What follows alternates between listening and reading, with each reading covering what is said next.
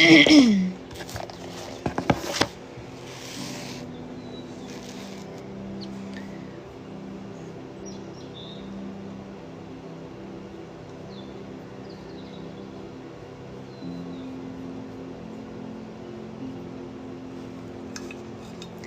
morning.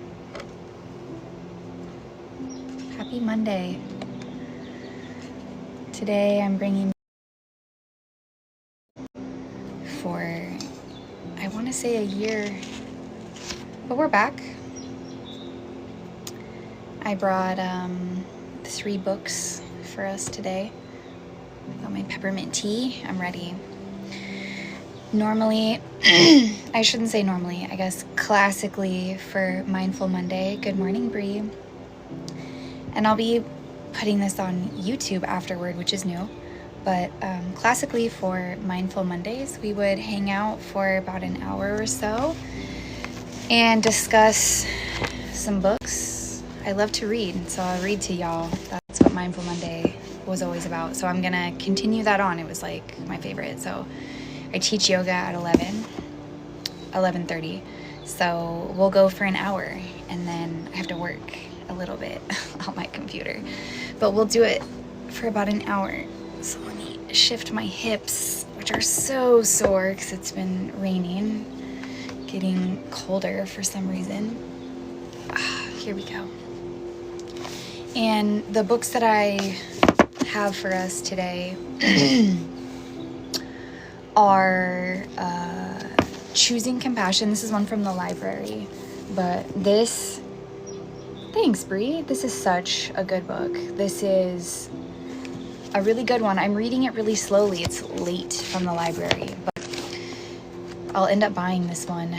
This is a really good one. I'm actually gonna put that in my cart right now so I don't forget. The bookstore that I use the most is thriftbooks.com. It's pretty fast shipping, and I'll look up this book and let you know how much it is, but usually it's pretty inexpensive. Good morning, everybody. We're here for our Mindful Monday. I'm gonna try to do this live every Monday, like I used to. Okay, we can get a very good used copy for $11. I added that to my cart. My cart is huge. Let's look really quick. This one, Choosing Compassion. Sylvia Boorstein, It's Easier Than You Think. The Buddhist Way to Happiness. I haven't read that one. It's on my list. Taming the Tiger Within. Thich Nhat Hanh.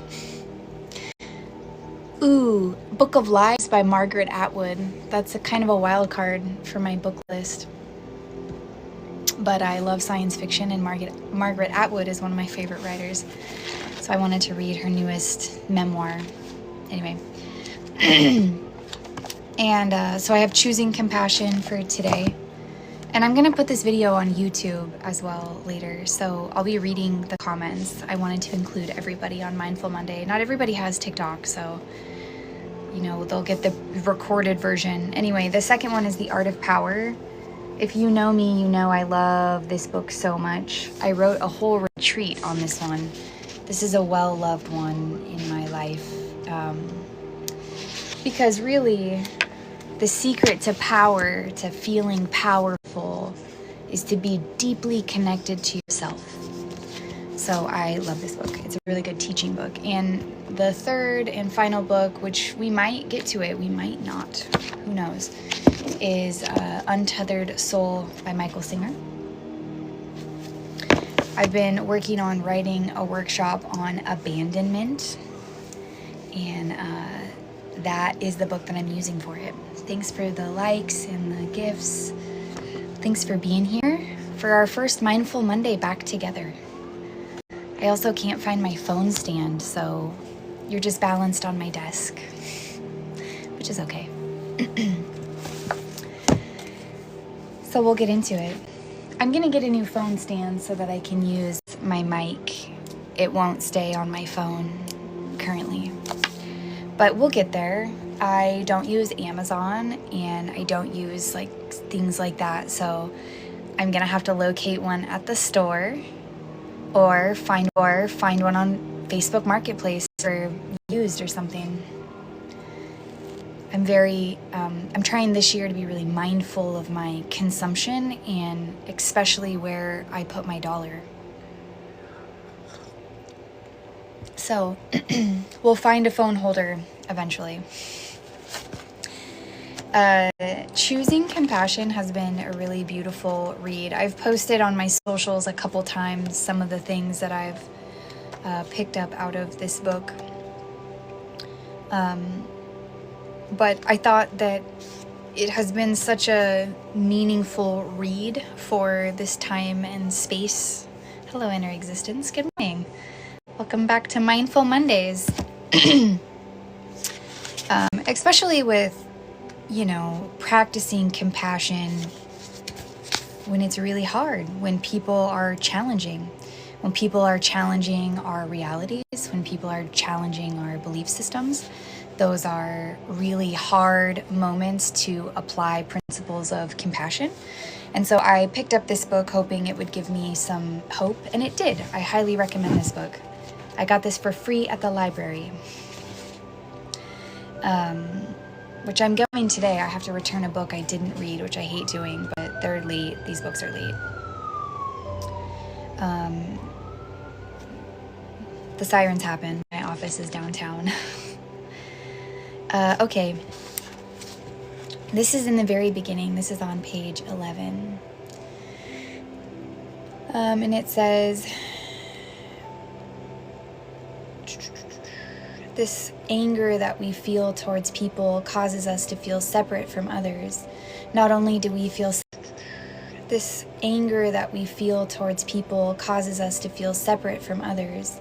Not only do we feel separate from them, but we feel that they are different, and we lose our sense of interconnection that we share. We lose touch with life's great mystery. Our hearts can become closed, and we are not at all able to experience all-pervasive sacredness, the sacredness of everything that exists, the sacredness of each and every being in the universe. We can adopt this practice of questioning the beliefs and positions in our mind that our mind comes up with. We can stop and pause and question if these thoughts are actually true in reality, or if they are based on old assumptions and old patterns of behavior. This is out of a chapter called Stop, Pause, and Open Your Heart.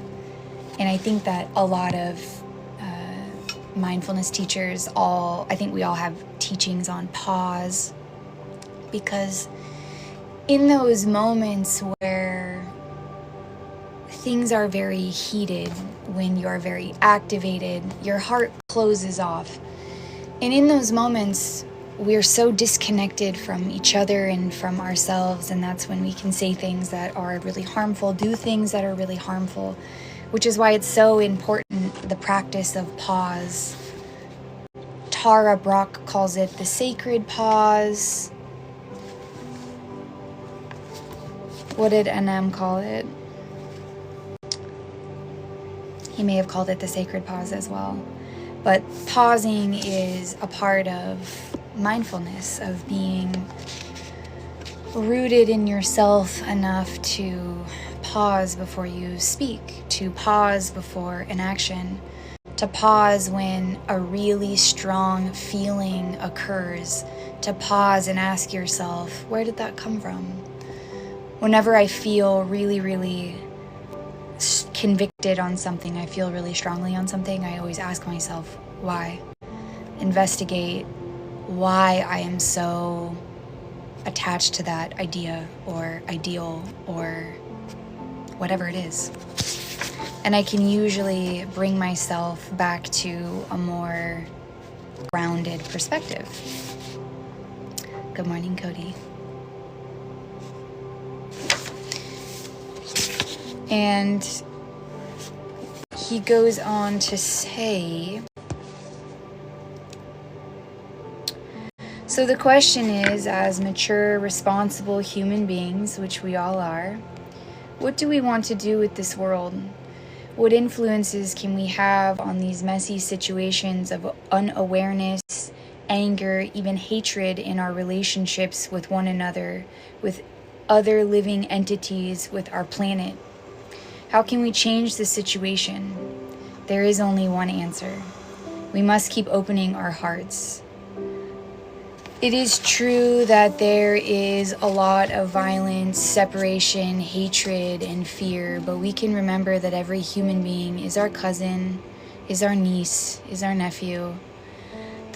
We can remember that every human being is our cousin, is our niece, is our nephew. The point, even when things are disappointing and harsh, we can still open our hearts to humanity.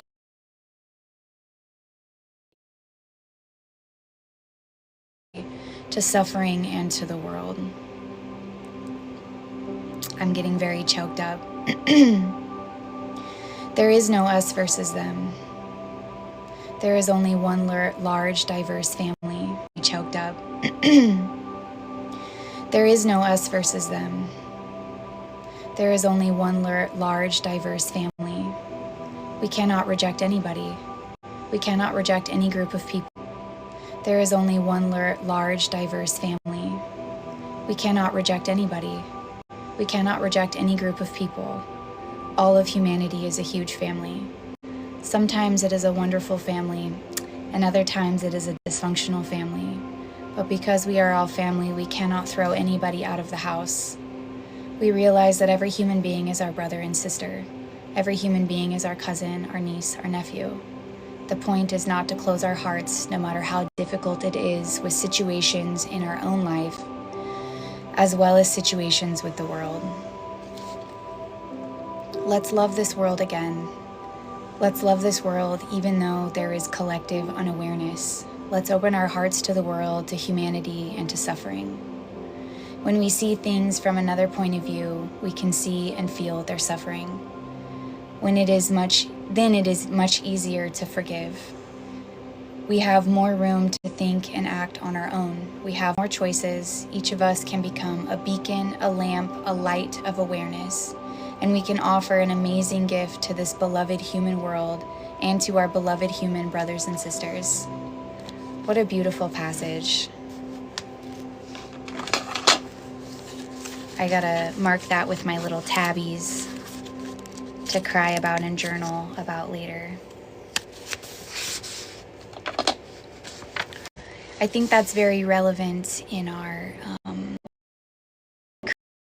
state of affairs, not to lose sight of our connection to each other, which I really love. I can't believe I didn't sob while reading that. I'm getting stronger, you guys.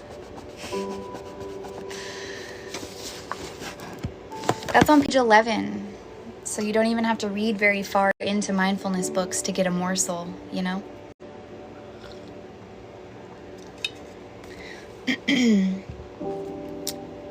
You know?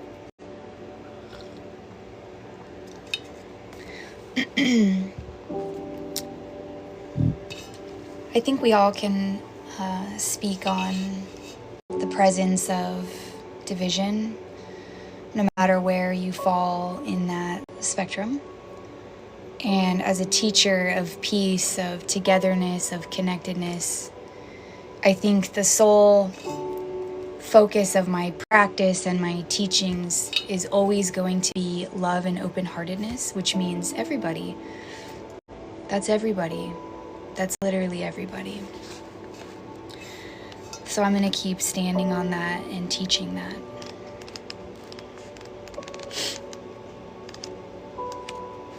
I have to pause to absorb what we just read. It was so beautiful.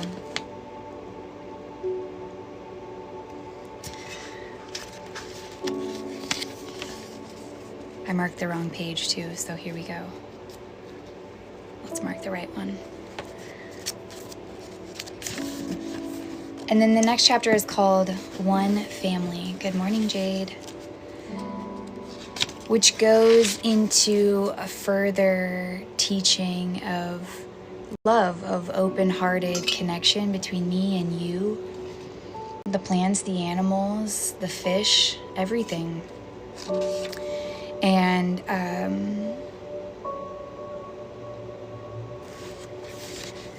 This is a wonderful book.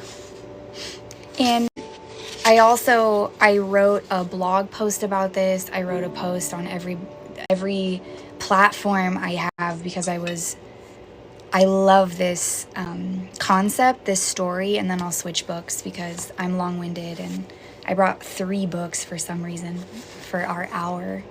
So we'll see if we even get to a second one, but anyway. This next chapter, chapter 4, The One You Feed, this goes into a story that I grew up with, an old Cherokee tale about the 2 wolves. I know, Jay Dragon said, "You long-winded?" No, which is funny. I am a speaker by nature. I don't know what to say. There's an old Cherokee proverb about the 2 wolves, and the author of this book goes into a little bit of that story.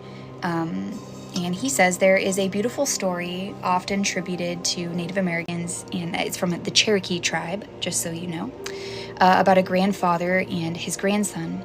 The grandfather said, "There is a war going on inside of me. It is a very ugly fight." His grandson said, "What kind of war is it?" The grandfather replied, "It is a fight between 2 wolves. One is this evil wolf that is malicious, hateful, stingy, passive-aggressive, self-pitying, and arrogant, both with a superiority and inferiority complex. The other wolf is a very benevolent, carefree, joyous, forgiving, harmonious, compassionate, courageous, loving, generous, and open-hearted wolf." His grandson asked, "Well, who will win this war?" The grandfather replied, "The one you feed the most." This is an inspiring story that we all should remember and share with others. The extraordinarily wise grandfather was able to be aware of this war going on inside. For many people, there isn't even a war because they are not yet aware of it. It takes an introspection and self-reflection practice to become aware of this inner war. Indeed, for many people, the wolf of fear and greed is always winning, and for many people, he wins pretty much every day. Many people identify with the wolf that embodies all negativities. The war the grandfather was aware of is an experience that many people become aware of on the spiritual journey. This inner war is depicted in the sacred and epic stories of many spiritual traditions. Once we turn our attention inward, we can see the war between these 2 wolves, and then we have a choice about which one we want to feed. We can feed the wolf of fear, judgment, anger, self-pity, and passive-aggressiveness. I lost my place, sorry. Or we can feed the wolf of love, kindness, compassion, generosity, and so forth. Theoretically, we might think that most people, once they become aware of this internal war, would naturally choose to feed the good wolf. But that is just not the case. Once they become aware of this internal war, would naturally choose to feed the good wolf. But that is just not the case. Sometimes we intentionally feed this dangerous wolf. Sometimes it's for psychological reasons. We do this as a resistance strategy or as an internal defense because we don't want to face something that is very painful. This is an expansion of a Zen Buddhist teaching from Thich Nhat Hanh called selective watering, about watering those seeds within, feeding that wolf within, those seeds of love instead of those seeds of fear, feeding the good wolf instead of feeding the bad wolf, seeds of love instead of those seeds of fear, feeding the good wolf instead of feeding the bad wolf. We have this internal choice when we apply pause, when we can take a breath, take a step back, and apply the principles of pause. We have this choice of selective watering, selective feeding, however you want to verb that. The writer James Baldwin once said, "I imagine one of the reasons people cling to their hate so stubbornly is because once the hate is gone, they will be forced to deal with the pain." That's such a good quote. If you've never read any James Baldwin, I highly recommend it. I don't do lives with people I am respectfully declining, Jade Dragon. Thank you for asking, though. I just don't do joint lives with people anymore. It's just a boundary that I have. He goes on to say, this is a powerful statement that we all have to reckon with. Baldwin points out that we can use hatred to deflect our attention away from a wound of the heart and the sense of being traumatized or defeated. Or we may feel a sense of guilt and shame. Many people don't want to experience these negative feelings, so they resort to hatred. And you can use that as a way to cultivate compassion for people who are hateful. Sometimes that's really hard to cultivate an energy of compassion for really angry people, really hateful people, really difficult people. But know that under all of that hatred is very deep suffering, very deep pain. It doesn't make their actions or words okay, but you can deflect that hatred from taking root in your own being by applying compassion and not taking it into yourself. That is not just something that a few people do. That is something that whole cultures do sometimes. There is a collective hatred in every culture, and sometimes people intentionally hold on to this hatred because it makes them feel that they are right, that they are strong, that they are powerful. As the wise grandfather says, this war happening in each of us is happening in all of us all of the time. We might want to look inside to see the layers of resistance and the unconscious strategies that we have continuously fed during this time, because we don't want to experience pain. The truth is, we always have a choice. Good morning, Kate.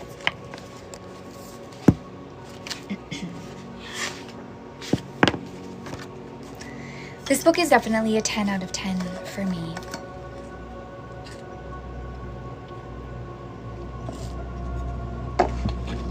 I should move my water up here. Make it more accessible to me.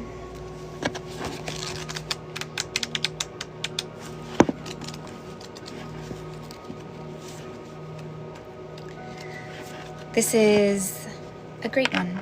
A great, great book.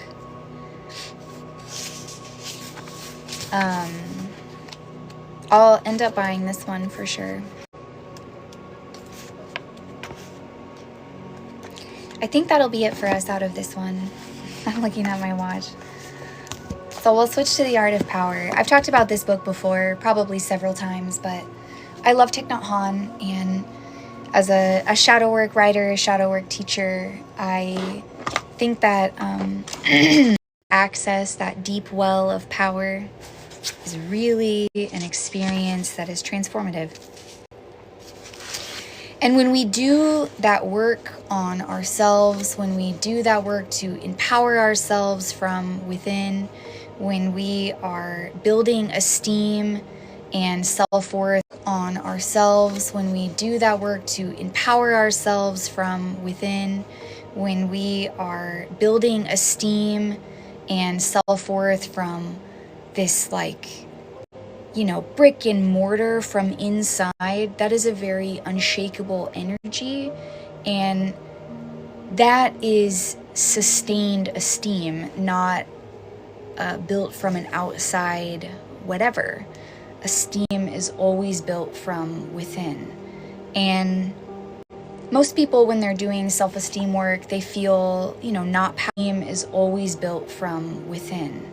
And most people, when they're doing self-esteem work, they feel, not powerful. They feel like their inner spark is dimmed. They feel like their inner light is dimmed. And this book is a great book for giving instructions on how to, piece of wood by piece of wood, build up that inner fire until it's like this roaring energy within. This is off the first page, the introduction, and I have this marked because I read this in my last retreat. I wrote a whole retreat using this book. It was about accessing inner power, and this is what I read when we opened for our opening ceremony. Excuse me. What does power mean to us? And this is out of The Art of Power by Zen Master Thich Nhat Hanh. What does power mean to us? Most people are willing to do almost anything to get it. Why? Excuse me. Even if we are not aware of it, most of us seek to be in positions of power because we believe that this will enable us to be in control of our life situations. We believe that power will get us what we want, freedom and happiness. Our society is founded on a very limited definition of power, namely wealth, professional success, military might, and political control. My dear friends, I suggest that there is another kind of power, a great power. The power to be happy right in the present moment, free from addiction, fear, despair, discrimination, anger, and ignorance. This power is the birthright of every human being, whether celebrated or unknown, rich or poor, strong or weak. Let's explore this extraordinary type of power. I love him so much. We want to live without awareness, without the ability to truly see the world around us. When we live without awareness, without the ability to truly see the world around us, our life is often like a runaway train. When we live without awareness, without the ability to truly see the world around us, our life is often like a runaway train. This is especially true in our professional lives. If we are consumed by our jobs, we can't stop running. When we suffer in our professional lives, our personal lives also suffer. When we suffer in our professional lives, our personal life also suffers. Heavy workloads, unrealistic deadlines, and difficult work conditions, constant stress, the fear of being fired, all cause suffering at work, which then spills into the rest of our lives. And no one, it seems, can help us. This doesn't have to be this way. By cultivating our spiritual or true power and bringing mindfulness to our daily interactions, we can completely change the quality of our work as well as the quality of our lives. Our daily interactions, we can completely change the quality of our work as well as the quality of our lives. Mindfulness is being present in the heat, but also more relaxed and energized. We already have enough time to be attentive to all the people and things that are most important to us, and we can live in each moment to the fullest, knowing that it is a wonderful moment because it is the only moment that we have. If you feel tired, run down, burnout, not powerful, any of those things, I encourage you to embark on a mindfulness practice, to practice sitting deeply with yourself and build up that inner fire, to build up your inner strength. It will transform your life, honestly. That's why I teach the way that I teach, because I used to be angry and depressed and anxious, and I hated everything, and I punched holes in walls, and it was a really hard existence. And then I started practicing mindfulness, and I gained esteem. I was able to work through a lot of trauma, and I bet you wouldn't guess that I used to do drugs and fight people, but that was my life.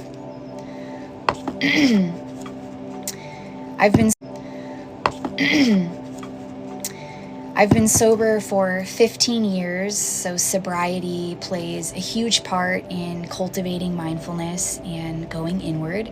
It's really take a step in the sober direction. Harm reduction, whatever that looks like for you, that will help reconnect you back to yourself. And after I got sober, I started to do trauma work, looking at my patterns of addiction. I did a lot of talk therapy, trauma therapy, shadow work.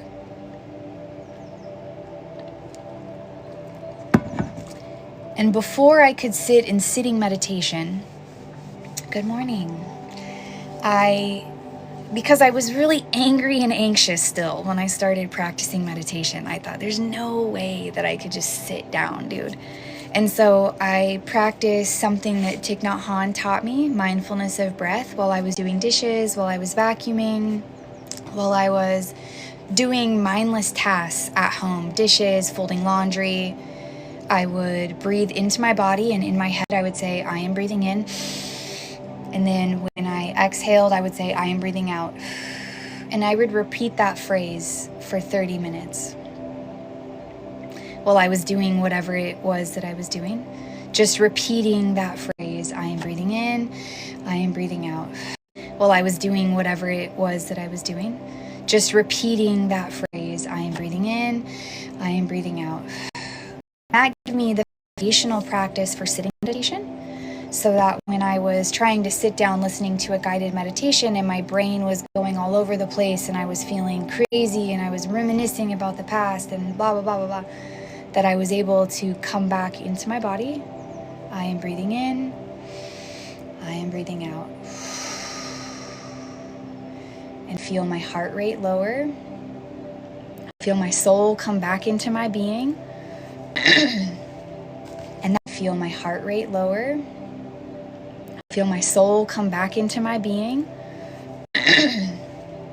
And that was really, really impactful in the beginning of my practice. And even now, when I do really long practices, occasionally I'll do a 9-hour round of sitting meditation, and it's really hard to sit after like 2 hours. My brain is like, what's for dinner, blah, blah, blah. And so I'll use this practice to come back into my body so that I can feel at home again. So I'm less anxious, I'm less angry, and that was the meat and potatoes of my mindfulness practice, is that. And that was the meat and potatoes of my mindfulness practice, is that.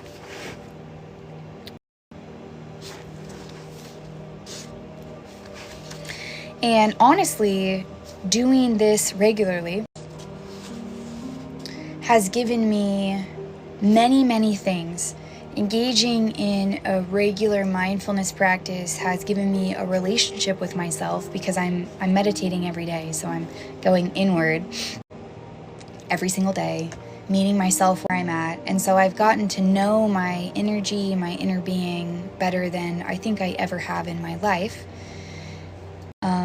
And also with better than I think I ever have in my life. And also with that is the power of consistency. I've built this consistent practice with myself. I've shown up very consistently for myself, which builds a loving and trusting relationship with myself. And that is what Thich Nhat Hanh calls the power of diligence. And I'm going to read to you a little bit about the power of diligence. This is still out of The Art of Power by Thich Nhat Hanh. Thanks everybody for being here. Our first Mindful Monday back. I used to do this live every Monday for like a year or so, maybe 2 years. It was a long time. So we're back. We're back for our Mindful Monday. And I'll be putting this on YouTube later. So if you only caught a little bit, we'll come back to YouTube later and you'll catch the whole thing. Anyway, this is out of The Power of Diligence. The second kind of power is the power of diligence. You are capable of coming back to your best and highest self, but you must maintain this practice. Don't allow yourself to get distracted and forget to practice. Practice regularly, daily, with the support of your family, your friends, your community. This is diligence. And showing up for yourself in practice every day is different. Do I sit down in an 8-hour sitting meditation every day? No, I wouldn't have time to work. I wouldn't have time to breathe. Do I sit down in sitting meditation every day? No, I do not. I don't have time for that every day. Do I meditate every day? Absolutely. My meditation sometimes is walking meditation. Sometimes my body hurts too bad to sit down for a sitting meditation. Sometimes my anxiety is too bad to sit down for sitting meditation. And so that's when I will apply a different principle of meditation to my practice. Walking meditation, what I just talked about folding laundry, doing dishes, and breathing into my body, that's meditation practice. So you can practice and engage with your practice every day in a different way. It doesn't have to be the same every day. You can do what you need to show up for yourself. That's the point, is to show up for yourself more fully. It's cold in my office. My little nose is running. And I can't turn my space heater on any higher than it is because I will trip the breaker, which I can't confirm or deny that I have done in the past.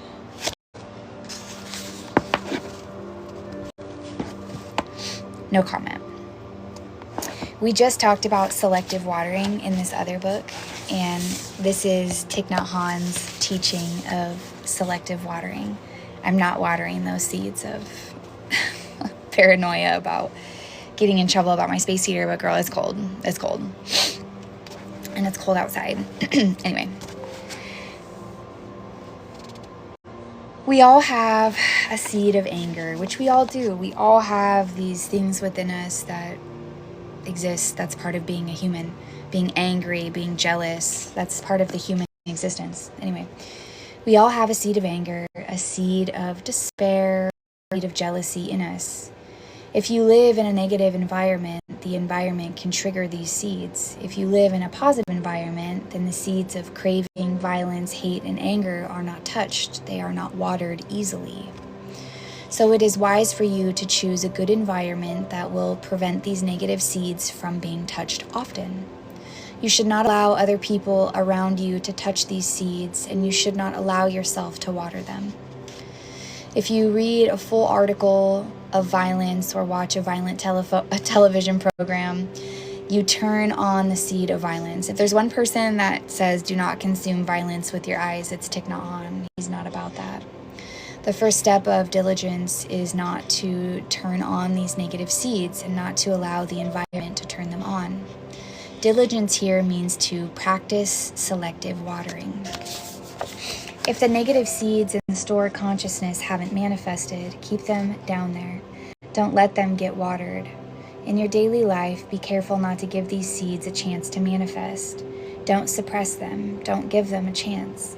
In your community and your family, expose yourself to sounds and sights that will help you touch the wholesome elements within you. I think this is really relevant to current times. There are a flood of insanely violent images and words, horribly graphic and violent, that we are all exposed to every time that we open our phones. And doing our due diligence to water the seeds of love and community instead, the seeds of compassion, of the seeds of love and community instead, the seeds of compassion, of kindness. Get a palate cleanser, look at a leaf deeply, look at pictures of your loved ones, go outside and look at people walking on the street hand in hand. I think that those are the things that help me get back in touch with the good seeds of humanity, when I can remember the beautiful community action that has come out of this timeline. I know in my own community in Vancouver, when there was a threat to supplemental nutrition program to SNAP, that in my community we band together and did tons of food drives. A couple businesses opened free community fridges. That was like a really beautiful gem in a really terrible scenario. And looking at those things are really important, and not hyper focusing on all the despair, because they both exist here. That's the duality of life, is the good and the bad existing together, the cruel and the kind hand in hand. And so not losing sight of the beauty of the forest because of a couple sick trees is a good mentality to have.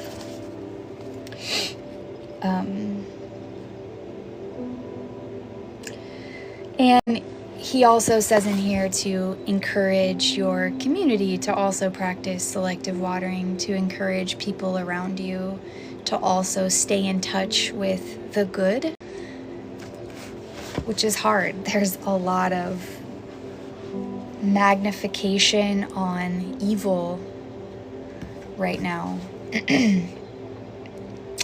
So, me personally, I started volunteering with an organization called Read Northwest. Read Northwest goes into elementary schools and helps kids who struggle with reading comprehension. So I go every week and I do that. It's helped me stay in touch with humanity, to interact with children and to read to them. We play reading games. I needed something not involved with work. I do a lot of community work through my job, through being a teacher, but I needed something different. I do a lot of community work through my job, through being a teacher, but I needed something different. So that's what I'm doing.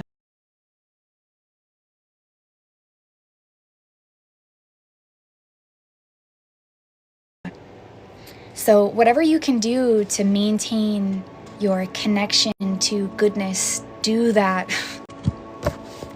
You don't have to go volunteer at a school or anything, but take a walk in a park and just admire connection, you know? Go to the grocery store and take a deep notice of a mother with her child, two old people holding hands. Like, I think that we lose sight of that in these environments of high violence, of chaos, destruction. So I feel more called than ever to keep us here in a place of peace. And I think that that is a true power. There are many authors who write about their outside powers being stripped from them and maintaining a true inner power. A couple really heavy hitters like Nelson Mandela.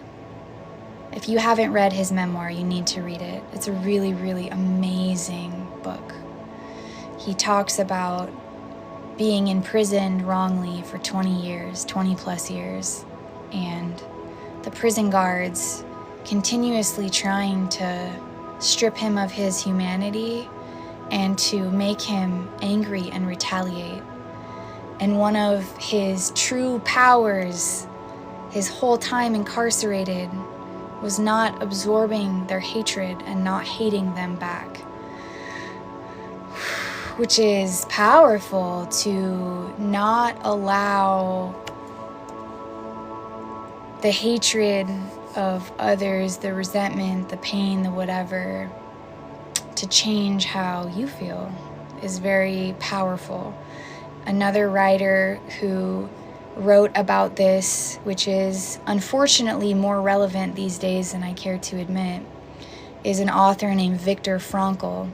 Viktor Frankl wrote a book called Man's Search for Meaning, and Viktor was imprisoned in a concentration camp. He was a psychiatrist during World War II, and him and his wife were his family was taken to a concentration camp. And during that time, Viktor wrote in his book how he maintained kindness and softness, that he was a beacon of love and hope for the other prisoners there, and that he did not allow the Nazis to take his humanity away from him. And that's a really important aspect of humanness, is our ability to maintain connection and hope. So if you haven't read either one of those books, I highly recommend them. I'm going to Google Nelson Mandela's memoir. I don't want to misquote what the book is called, so let me tell you.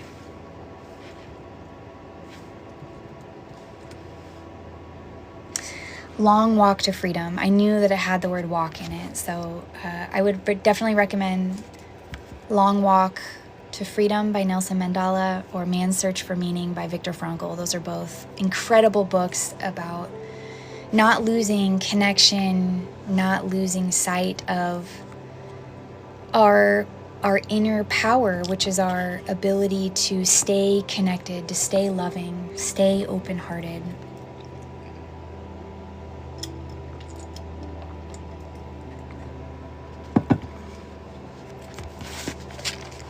They don't even know what they're going to get from me today when I teach yoga. I'll be crying, talking about being open-hearted.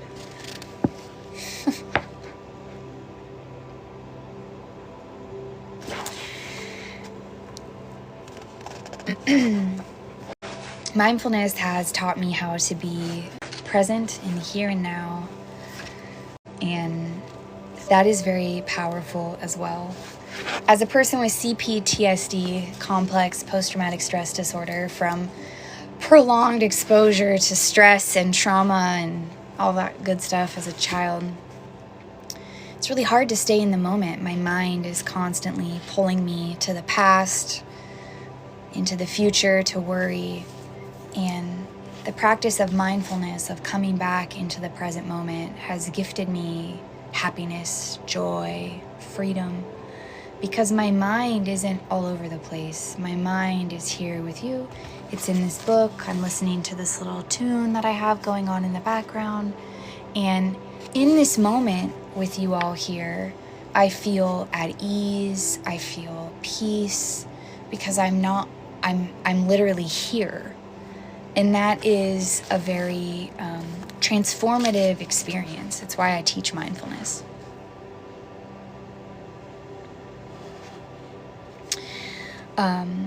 Being in touch with this power, this inner presence, is also building of that self-worth, my fire within, my confidence, my solar plexus. I put a little heart next to this one because it's an important one. So we'll end with this little morsel from Thai. We are like an ocean that believes it is fragile and ugly, and that other waves are more beautiful and more powerful. The wave has an inferiority complex, but when the wave gets in touch with its true nature, which is water, it sees that water goes beyond all concepts of beautiful, ugly, high, low, here and there. Whether it is a large wave or a small wave, a half a wave, a third of a wave, it is still made out of water. Water is beyond all these qualifications. It is without birth. It is without death. A wave is really only water. And as far as water is concerned, all waves are equal because all waves are water. I really love that. I think sometimes we get really caught up with not being whatever, insert whatever word, not being smart enough, pretty enough, whatever, mindful enough, peaceful enough, happy enough. There's so many that we think. But when we get in touch with our true nature, with our inner being, with that flow of peace and love, we realize that none of that stuff matters anyway. We're all just water. And I really love that. I think that deepens that connectivity to each other. It deepens our relationship as kin if we all are made of water, you know? Everyone who lives in this world, men, women, rich, poor, educated, uneducated, sick, and healthy, they all have this basis of goodness, of beauty and truth. Don't go outside yourself anymore, because the thing you are looking for is already there with you. All living beings have the pure, clear, complete nature within themselves. And everyone has to return to herself to be in touch properly with that beautiful, good, and true nature within her. You don't need anything outside of yourself to achieve inner peace, to achieve happiness, to achieve enlightenment. The only thing that you need is you. That's it. When you have been in touch with this inner nature, you will put an end to many lifetimes of searching and have a steadfast faith within yourself. The Buddha said, we each have beauty within us, but this may be hard to accept if our home, our community, our workplace, if we're getting a different message. To be beautiful means to be yourself. You don't need to be accepted by others. You only need to accept yourself. When you are born a lotus flower, be a lotus flower. Don't try to be a magnolia. That's one of my favorite Thich Nhat Hanh quotes of all time. If you are born a lotus, be a lotus. Don't try to be a magnolia. I love him so deeply. This has been a really beautiful time. I'll be back for Mindful Monday on Mondays, 9 to 10. We'll try to stay consistent on that. Maybe we'll be in my office. Maybe we'll be in my house. We'll see. I usually teach yoga on Mondays at 11:30, so we'll probably be in my office. I have lots of resources on my website. There's a link in my bio that can take you to my website. I have a section that I call the library. That's my blog. I post every new and full moon an energy breakdown for the zodiac sign along with shadow work prompts. I put guided meditations up there. I put a little section with guided meditations on my website page now, but I'm also on Insight Timer and YouTube. If you're just catching the end of this video, I'm going to put the full video up on YouTube. Hi, Heidi. So this will be up for your viewing pleasure on YouTube after we're finished. The books that we went over today, we got through 2 of them. Look at us go. The first one was Choosing Compassion by Anem Tuben. Please help me, somebody. This is a great book. I highly recommend. I put this in my cart because I got it at the library. The second was The Art of Power by Thich Nhat Hanh. I don't think I've ever done a live and not read something from my dearest teacher. Those were the books that we read today. There are lots of helpful free shadow work prompts on my website. There's also online courses to help with shadow work and mindfulness. There's also some paid options, but there's an array. There's something for everybody, so you're welcome to explore that. Thanks for being here, and until next time. I'll cut my YouTube video there, and then I'll stay on for another 10 minutes and chat with you guys.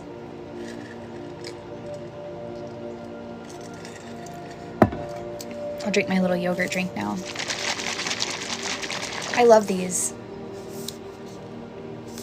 Sometimes I just don't have it in me to eat a yogurt. Do you know what I mean? I just want to drink my 10 grams of protein. And is that really ASMR-y? I'll tap it. Those videos stress me out so bad. I also got this for my little snack. My little salamis. I have to teach yoga, so I need to be ready to go. User 56900 said, is manifestation real? Yes. Yeah, I think so. Because my life used to be really crazy, and then I started focusing my attention and energy differently. And now I'm a professional woo-woo person. I run retreats for a living. This is a part of my job, yapping on the internet, and I'm gonna drink my yogurt and go teach yoga, and then my job is done at 12:30. Really, I'm done for the day. So yeah, I do believe it's real. Ooh, I do, Crystal. My next one is at the end of the month.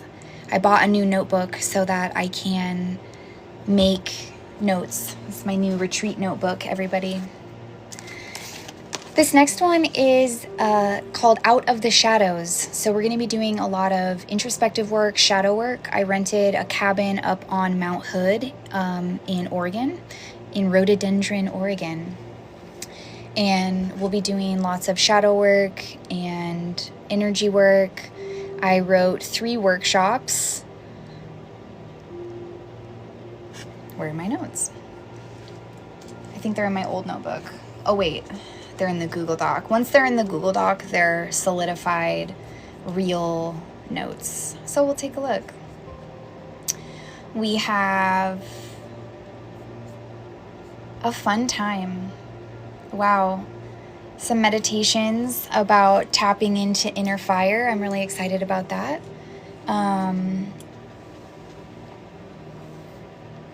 A fire ceremony. God, I love doing fire ceremony. I am going to get little notebooks, or maybe make them of all paper, so that we can spend the weekend writing in this notebook, putting down all those things you just want to purge out and then burn it, which I love. Love to burn journal work. And I still plan on doing my big retreat. Good morning, Maddie. I do a 30-person retreat, a huge one because I'm a crazy person, in September. So I'm still looking for a space to do that, but I'm hopeful. I'll manifest it. This is my first small person retreat coming up. It's 11 women, and I've only done big ones. I've done 6 retreats so far, and they've all been huge, between 20 and 30 people. The last one was 33. I'll probably never do a 33-person retreat again. I felt like 33 was extra. But I love running retreats. Someday I'm going to have my own retreat center. I'm definitely going to manifest that. I love wellness retreats. And one of my big things of doing wellness retreats is making them accessible. Thanks, Ty. Welcome in. So my retreats are never more than $500 for the entire weekend, food included. They'll never be more than that.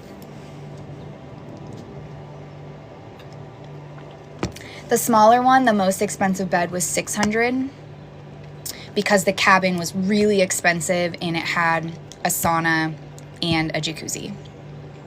So I felt okay charging that, but my big wellness retreat for 30 people, I charged $400 for the whole weekend.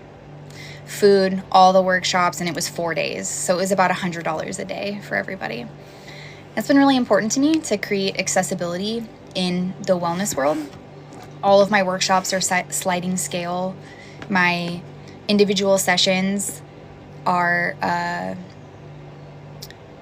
inexpensive. You can do 30 minutes for $38 or 60 minutes for $75, and I have scholarships available for that. I host a ton of free wellness events in my area, including weekly. Every Wednesday is free yoga in the morning and free meditation at night. So I'm like a vigilante about wellness out here in Vancouver, Washington. I want things to be accessible to people. And that's why I do a lot of donation-based things too, because people who have the ability to pay for the class always, it always evens out for the 1-2 people that are really desperate for healing and community, but lack the ability to pay for memberships to a yoga studio or whatever. So I do that. And someday I will be traveling and doing retreats all over the place. I have a lot of followers in the Midwest, so that will probably be my first stop, will be Wisconsin. I'm going to manifest that. I'm going to do a wellness retreat in Wisconsin. My best friend lives outside of Madison, so probably Madison area. It's cheaper to fly to Milwaukee, though.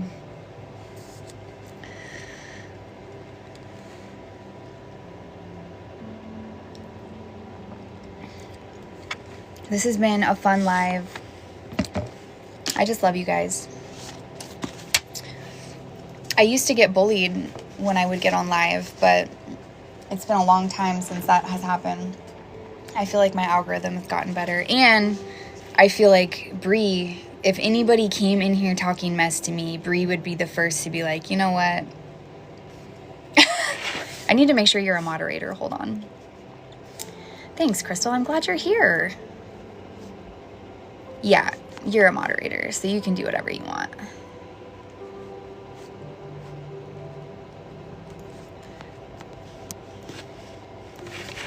You've been here eons.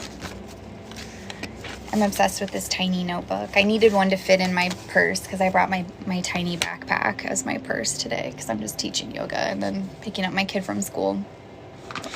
So I'm gonna eat my snacks and start my to-do list for my next retreat. But I love you guys, and I'm looking for my calendar so I can tell you when I'll be back. Here it is. I use a paper calendar. Can you tell I'm an earth sign? I'm so old school with it, but it's my paper calendar. So I have kind of a busy week, but I think Wednesday morning, we might check in with each other and be back. I'll write you guys down. TikTok Live. We'll come back on Wednesday and say hello. Have a good rest of the day. Like I said, I'm going to put the whole Mindful Live up on my YouTube. So you can go back and catch it if you missed it. Have a nice